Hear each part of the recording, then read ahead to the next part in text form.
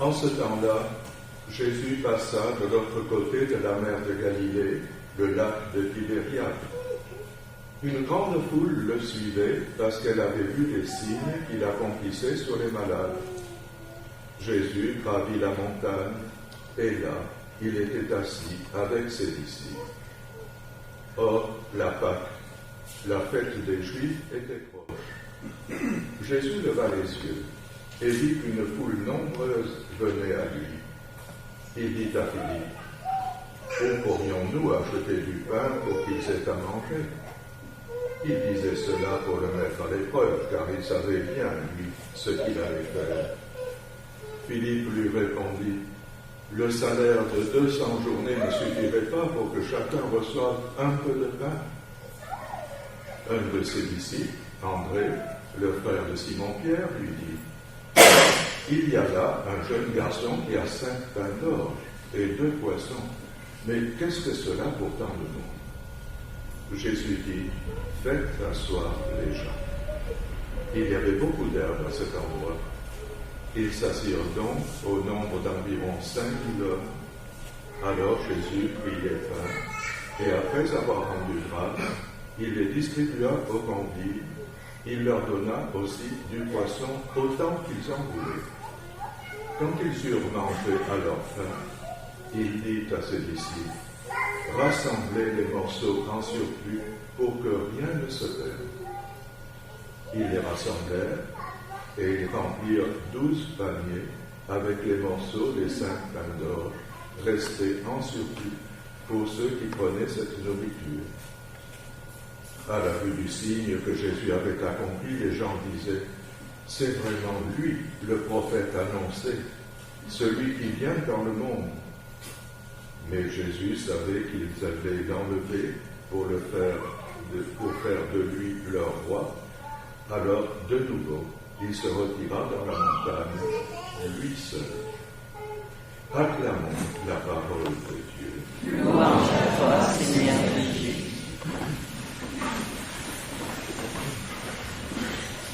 Tout d'abord, puisque le pape a institué ce jour comme le jour des grands-pères, des grands-mères, des personnes âgées, eh bien, réjouissons-nous. Et puis, que les grands-mères et les grands-pères accomplissent leur rôle qui est très important dans la famille, sur beaucoup de points de vue. Bon, je ne peux pas résister à vous lire quelques extraits au moins d'un petit texte qu'on dit avoir été écrit par un enfant de Genèse sur les grands-mères. J'espère qu'on parlera davantage maintenant des grands-pères aussi avec la découverte de Saint-Joseph. Une grand-mère est une femme qui n'a pas d'enfant à elle. C'est pour cela qu'elle aime les enfants des autres. Les grands-mères n'ont rien à faire, elles n'ont qu'à être là. Quand elles nous amènent en promenade, elles marchent lentement à côté des belles feuilles et des chenilles. Elles ne disent jamais « Avance plus vite, dépêche-toi », une petite indirecte. En général, elles sont grosses, mais pas trop, pour pouvoir attacher nos souliers.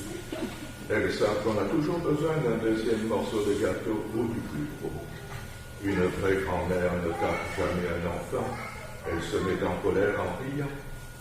Les grand-mères portent des lunettes et parfois elles peuvent enlever leurs dents.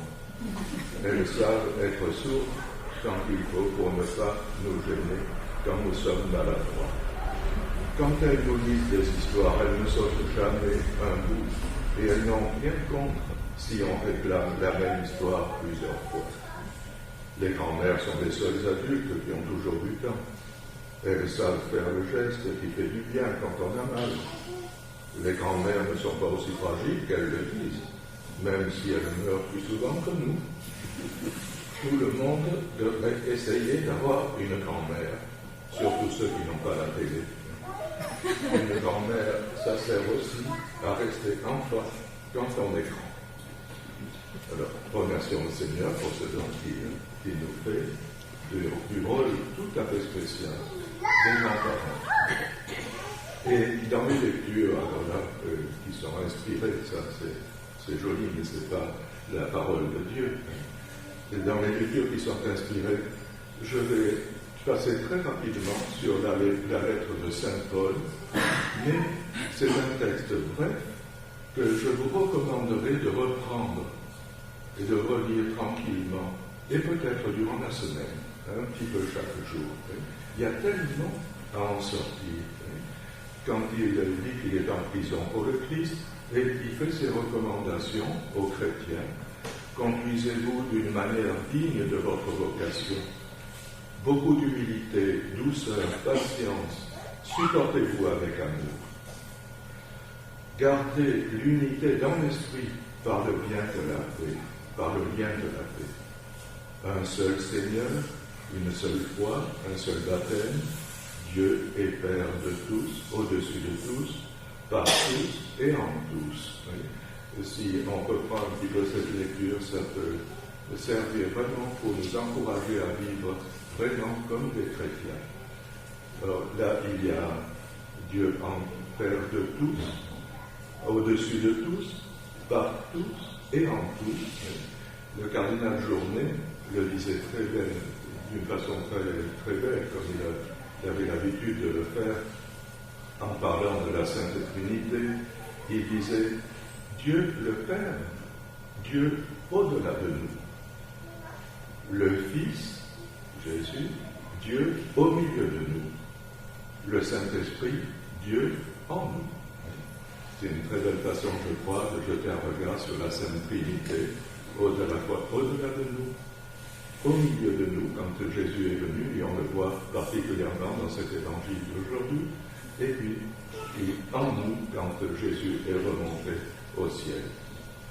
Alors, dans la première lecture, c'était, pour faire un petit peu le pendant de l'évangile d'aujourd'hui, il était question d'une multiplication de pain. Enfin, en tout cas, le prophète Élie, qui reçoit une offrande de combien ils étaient 20 d'orge. Oui. Et son serviteur lui dit, mais c'est tous ces gens en faim, on n'arrivera à rien avec 20 pains d'orge. Et il lui dit, ben donne-les. Et ça a suffi pour les 100 personnes qui étaient là présents, plus de 100 personnes, du 20%. Jésus fera mieux avec son miracle. Mais déjà, cette idée d'un pain qui ne suffisait pas, et parce que Dieu intervient, il va nourrir. Et en Jésus, on le voit, c'est le récit de Saint Jean. Vous savez qu'il y a 3 évangélistes qui racontent ce miracle de la multiplication des pains, à partir des 5 pains, nourrir des milliers de personnes, et de poissons. Mais Saint Jean, lui, le raconte d'une façon spéciale. D'abord, il situe bien Jésus qui arrive et qui se rend compte qu'il y a une multitude là. Il les enseigne d'abord sur la montagne. Et puis, il se préoccupe aussi, et il fait passer un mauvais moment à Philippe, qui était peut-être l'intendant ou le cuisinier des apôtres. Comment on va donner à manger à tous ces gens-là? Et Philippe, il s'est fait, mais il dit, mais c'est pas possible. Même si on achetait du pain pour 200 deniers, il n'y aurait pas pour un petit morceau pour chacun de ces gens qui sont là. Et Jésus dit, faites-les asseoir.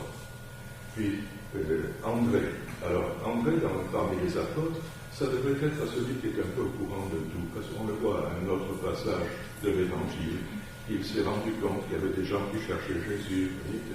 Il dit, oui, là, il y a un gamin qui a 5 pains d'orge et 2 poissons. Enfin, qu'est-ce que c'est? Jésus fait amener. Et de la même façon que pour Élie, il y en a eu pour tous, et tous ont été rassasiés. Et bien là aussi, mais d'une façon beaucoup plus spectaculaire, de la part de Jésus. Alors cela nous indique, voyez, Jésus leur a donné à manger, d'abord spirituellement, puis ensuite il s'est préoccupé aussi des corps, ce que nous devons faire avec l'Église, sans omettre ni l'un ni l'autre. Mais c'est la double mission de l'Église.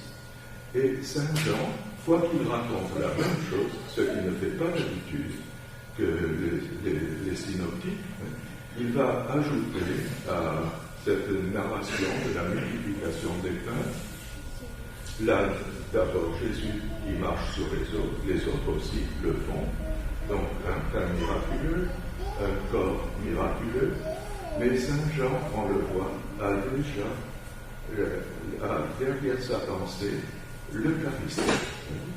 Et Jésus, après avoir marché sur les eaux, de l'autre côté du lac, il rejoint les apôtres, il est arrivé de l'autre côté du lac, annoncera qu'un jour il donnera son corps à manger, son sang à boire, et que c'est ça le véritable pain descendu du ciel, lui qui est la parole de Dieu. Et Saint Jean fait une relation très directe entre ce miracle et l'Eucharistie, ce que ne font pas les autres évangiles. Alors la fin de cet épisode vaut aussi la peine. Quand les gens voient ce que Jésus a fait, ça fait clic en eux, ils font la relation avec Moïse qui avait libéré le peuple. Et eux, ils attendaient un Messie, mais ils l'attendaient comme un libérateur, comme quelqu'un qui allait expulser les Romains, restaurer le trône de David. Et les apôtres, ils étaient enchantés. Là, ça va plaider cette idée. Jésus qui prend le pouvoir, eux, ses amis, viennent. Et voilà que quand Jésus se rend compte qu'ils veulent faire de lui un Messie, libérateur au sens purement humain, alors qu'il est venu pour le monde entier, et une libération avant tout de l'esclavage du péché, il coupe court, il renvoie la foule, il oblige les apôtres à monter dans la barque. Un des évangélistes dit qu'il les a obligés à monter dans la barque. On comprend qu'ils n'avaient pas envie. Ça marchait si bien. Jésus pouvait triompher à tout moment. Là, et avec cette ambiance, rendez-vous compte, c'était le moment de Pâques. À Jérusalem, il se réunissait des multitudes pour la Pâque. Joseph, un historien peu après Jésus, dit qu'entre 2 millions et 3 millions de personnes. Il faut faire attention avec les statistiques, on en sait quelque chose, même avec les manifs et tout ça. Mais quand même, c'était une multitude. Alors Jésus arrivant là, et lançant tous ces pèlerins-là à la reconquête du pays, lui à la tête avec le pouvoir divin, ça a été un rêve magnifique pour lui. Et Jésus n'accepte pas cela. Il n'est pas venu pour cela, il est venu pour prendre sur lui les péchés, une libération beaucoup plus universelle du monde entier. Cette fermeté de Jésus. Et les apôtres là-bas n'y ont rien compris. Ça marche aussi bien. Ils seront désolés que Jésus viendra à leur rencontre. Et plus tard, ils vont. Demandons au Seigneur de savoir nous apprécier ce que nous allons avoir maintenant, cette espèce de multiplication du pain pour le monde entier, le corps et le sang de Jésus. Et en même temps, qu'on ne peut pas séparer, on ne peut pas en même temps être indifférent à toutes les souffrances qui nous entourent.